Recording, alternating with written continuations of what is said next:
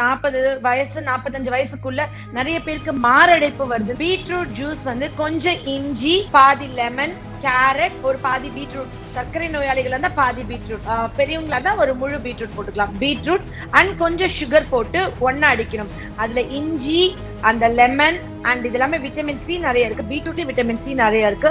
And carrot, இது எல்லாமே ஒரு மில்க் ஷேக் மாதிரி, ஜூஸ் மாதிரி. இன்னில இருந்து இன்னும் ஒரு 6 மாதங்களுக்கு ஒருத்தவங்க பீட்ரூட் ஜூஸ் குடிச்சாங்கன்னா 6 மணி நேரத்துக்கு ரத்த குழாய்கள் விரிஞ்சே இருக்கும்.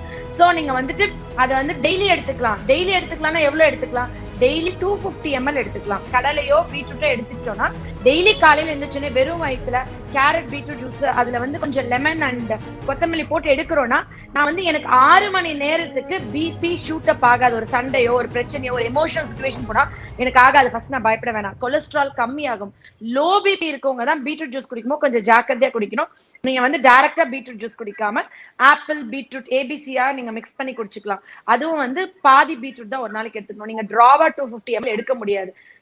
நிறைய பேர் சொல்லுவாங்க வாய் ஸ்மெல் இருக்கு மேம், ஏதாவது மருந்து கொடுங்க, வாய் ஸ்மெல் இருக்கு, நான் என்ன பண்ணணும், எப்படி என் வாய் ஸ்மெல் சரி பண்ணணும், வெளியே பப்ளிக்ல பேச பயமா இருக்கு, இதை பேச பயமா இருக்கு. வயிற்றுல இருக்கிற ஆசிட் லெவல் உடைய வயிறு புண்ணு இருந்தா வாய் ஸ்மெல் வரும். அப்ப அந்த ஆசிட் பேலன்ஸ் நீங்க சரி பண்ணணும்னு சொல்லுவோம். ஆனா இயற்கையா இது வரைக்கும் யாரும் டிப்ஸ் சொல்லிருக்குமா டாக்டர்ஸ் அப்படின்னு பாத்தீங்கன்னா, வாய் ஸ்மெல் இருக்கிறவங்க ரெகுலரா பீட்ரூட் ஜூஸ் குடிச்சு பாருங்க, உங்களுக்கு வாய் ஸ்மெல் கம்ப்ளீட்டா கியூர் ஆகும். சம்பொத்துனேனா